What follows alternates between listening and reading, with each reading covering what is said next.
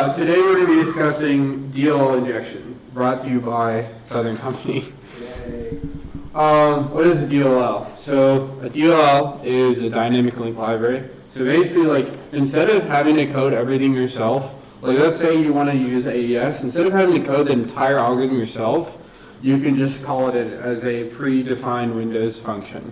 Linux also does this, they're just called libraries. But every time you do hashtag include stdio, you are including a library. And an example DLL would be the Windows API. An injection would be where you inject your own library instead of the legit library. How is DLL injection done? Well, there are like 3 big attacks I looked into. There is the path injection attack, where you edit the memory, and when the DLL is called, it'll search based on a specific path. It'll be like, okay, it's in desktop / VLC media player / DLL folder. And instead of doing that, you overwrite the memory to say it's in desktop / malicious / DLLs. Then it'll inject your DLL instead. There's the rename attack, which is the easiest one, where you literally rename your malicious DLL to the same name as a legit DLL and put it higher in the search order, because Windows has a search order of when it searches for DLLs. It will go like desktop, then system and utils, then like the folder. It's some weird thing, but if you put it higher in the order, it'll just load that one instead. Then there's the binary injection attack, which is a little harder, and I know that's cutting off. I don't really care. I'm too tired. Where basically you hollow out a binary, so I can actually write this down. Yeah, I bet you can see it. Yeah, you'll see it. So let's say you have a process here, right? We name it Aiden. That's the process. It's a fat process. So let's say we have it go print. I'm stupid, right?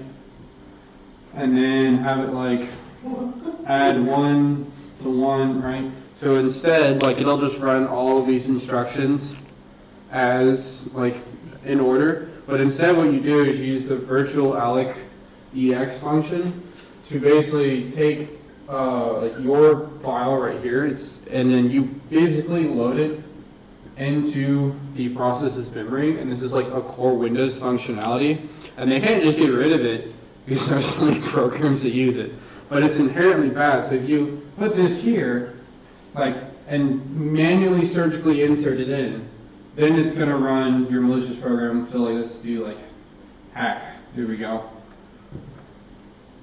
So again, you are basically acting as the loader, and this is the hardest to detect, because essentially you are bypassing the Windows loader entirely and being your own loader.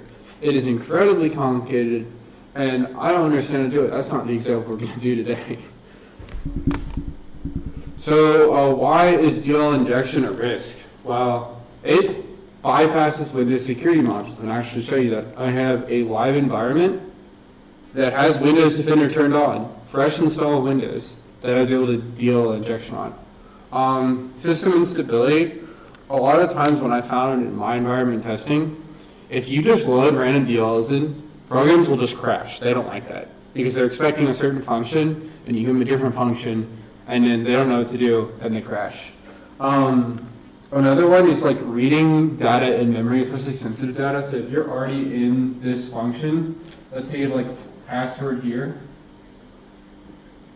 you can read that memory now. Once you look, because if this is run as an admin, then you have access to all that, and now your program that you loaded in also has admin rights, so you can view the password down there. Another thing is persistence. So if you can get into a core, I guess you can, it's hard to get into a core Windows util command prompt or something like that. But if you can get into something that's running, let's say they have a Postgres instance or something like that, and you can DLL inject into that, well, they're never really going to know, and they're not going to want to shut down their database server. So you're going to have lots of persistence in that system. So this is where we're going to stop this presentation and go to the real life example. Let me start at my virtual box. What's up? So just to further my understanding of the DLL, would an example be that like you call, this is loose for sure, if you were to call cat, a DLL would be what you're calling to when you put in, say like cat? No, that's, you're calling an actual program. So DLL is just a library, it can't stand on its own. So it's like, if you were to call the printf function, that's a DLL. So, but when you call printf, the DLL holds what printf is actually doing, right? Okay. Yeah.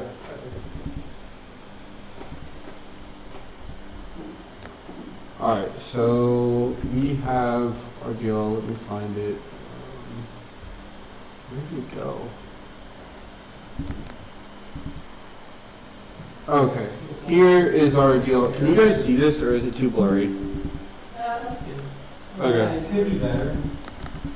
How's that? Better. Okay, so this is the DLL I'm in. It's basically what it does is it calls the Windows library. It's going to do the random boilerplate you have to write for Windows to make a DLL right there, DLL main. And then it's going to, when it attaches to a process, it is going to make a message box right there. And return true, and then Windows Notepad as Copilot. Just ignore that. That was because I was using something else. But anyway, I have here compiled it into a DLL using GCC because I didn't want to bother with the Windows compiler. The Windows compiler is shit. Okay, so now we've got to go into like the nitty gritty. Like so I'm going to inject this DLL into VLC Media Player. Everybody knows VLC Media Players. We love VLC Media Player, but today it's going to be our guinea pig. So there's this tool called Process Monitor, which you can download from Microsoft as a standard Microsoft utility. So let's open it up here. Yep. All right. Install. All right. So we're going to start monitoring right there, and then we're going to open up VLC Media Player. Ignore that. But that was, it already did the hack, but okay, well there it opens, but if we stop right now, we can see all of the DLLs load. So, you know, like column based on DLL, all of that. So normally you can't put on your own files in System32. I tried it really hard. You cannot do it. I think it's like you have to like disable some Windows security module. But let's look at like something like this, where it's like video land VLC lib VLC DLL. Well, that's a thing we can put into because it's not protected. So we can put a DLL into that. So what I did is I'm actually doing the rename attack, and let me do what is it? Program files, VLC media player. All right. So here, I didn't do lib VLC DLL because that one actually made it crash. If I were to inject it with that one, because I'm assuming that's like a really important thing for VLC, but I think I put it into here. Let me look at which one I did. I did libwin hotkeys.dll, so let me find where that is. No, don't open that. Come on, Windows, stop doing that.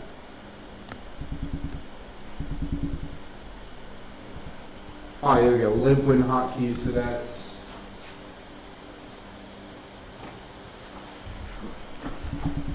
so I went into here, and I went to codex, libwin hotkeys.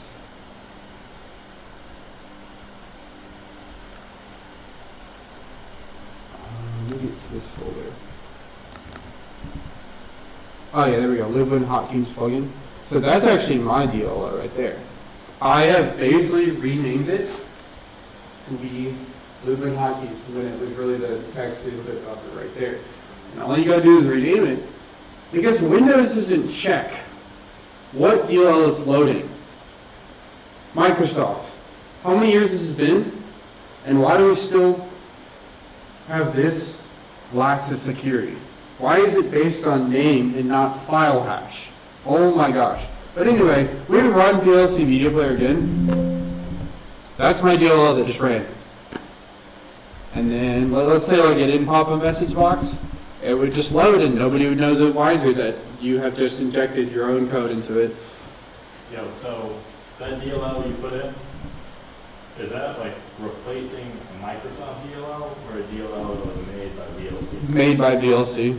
I couldn't get I didn't have enough time to like do a Microsoft made DLL. That's like, that requires so much extra knowledge. I just wanted to do like a short, little starter. Is that because it would be super complicated to do, because it's like inherently the DLL is complex, or because does Microsoft check its own DLLs? Microsoft checks its own DLLs, but you can do things like insert the DLLs into, what's it called, the registry editor, or registry. There's like a different bunch of different methods, but that was just going to take a long time. I don't really want to go into it. I'm not saying you should. The second part of that is like, are they running hash? Do you know if they're running, how are they checking it? So that depends. Windows Defender is hash-based, but like at the end of the day, it didn't really check that I was injecting a DLL into VLC Media Player. It's also kind of behavior-based, but I don't really know. I have not tested Windows Defender to the full extent, but I have like looked into ways you could exploit this. Obfuscation would be a big one. Using different functions that are like, okay, so virtual Alex EX is probably like the most blatant way you can inject a DLL. But like again, a good way to bypass that, like the Windows Defender behavioral detection, is replacing the loader. Is what I was talking about. So the loader basically brings something from like a file into memory. So you have like a program, that's like on your disk, and you double click it and it runs. Well, your loader is taking it from disk and putting it into memory to have it run. So, usually Windows will check that loader and see if anything's malicious. But if again you use this attack, then you could essentially bypass the loader, and that'll be more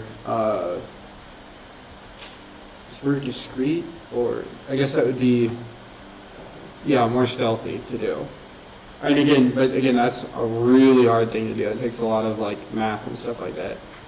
But I guess it depends. I don't know. I haven't tested Windows Defender to the fullest extent, but I still think this is pretty stupid. What's up?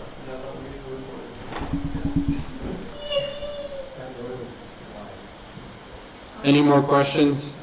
Yeah. What's up? For my key brain to make sure I understand this, basically what happened is you put this DLL that contains the message in it, in the plugins control thing. Mm-hmm. So In place of what should have been there, and just named it the same thing, and when it went to load it, it loaded based on name. okay, so you didn't create a different file that had the same name that loaded in place of the file that had. No, I literally just drag and drop the file into the folder. Okay. I want to make sure that of that. No, I wasn't. So I replaced the DLL. It loads the DLL and it doesn't do any verification. Nope, it doesn't. Okay. And I tried to do this for like Notepad, but again, you need to do a bunch of like hackery workaround shit. Have you tried doing it using something that runs as administrator? No, but I can try. I can actually just run VLC Media Player. Shut up. Shut up, Windows. Shut the hell up. Hey, yo, you gotta be a little nice to us sometimes. Okay. There you go. So again, Hackerman. Windows Defender did not care, and I have it fully enabled. I can go to my settings and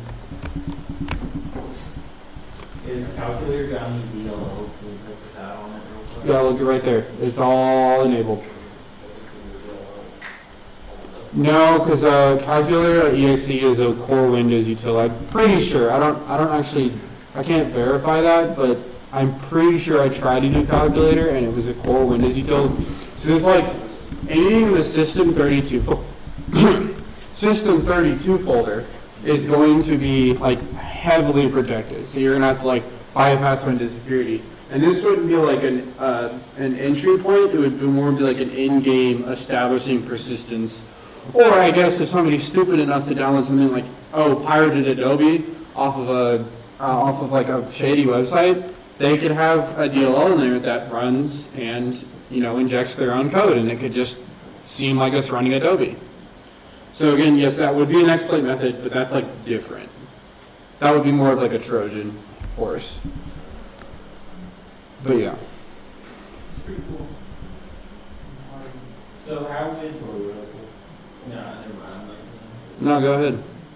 I'm thinking it's kind of outside the scope of this discussion, in a way, because it's just gonna get too in the weeds, but I'm just thinking like, how does, I mean, sure that this attack is cool, but now the problem is first you have to get the file into this folder in the first place. Yeah. So. Well, okay, but again, this is the rename attack, which is the most simple and probably the easiest to detect. Right. So you would use probably something, personally, what you do is you use some form of fileless malware, like a PowerShell script, which would also be like encoded with base64. So that's what I looked up. Like, in order to bypass like Windows Defender and all that, you encode like the command in base64, and Windows has a built-in function in PowerShell to decrypt from base64. So basically, what you can have it do is when you run the run the fileless malware, you have it instantly decrypted, and then it bypasses Windows Defender. But you would use that, and then you would use those functions to do your DLL injection during the running, so that it's fileless malware.